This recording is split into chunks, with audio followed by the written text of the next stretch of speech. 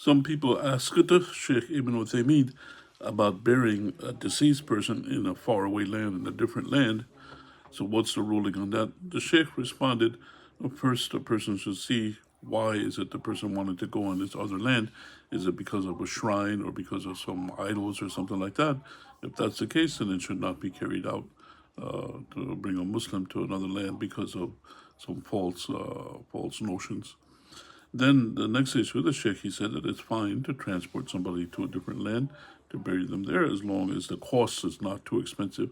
If the cost is it's a very big financial burden, then the person should just bury them wherever they are to save on the cost, because the whole earth belongs to Allah subhanahu wa ta'ala. That's a response Sheikh Ibn Uthaymeen he gave. And for all of us, we have to obey Allah subhanahu wa ta'ala, especially the burial and the other things. Follow Allah subhanahu wa ta'ala, what He does, and Allah knows best. And may peace and blessings be upon Prophet Muhammad sallallahu alaihi wasallam.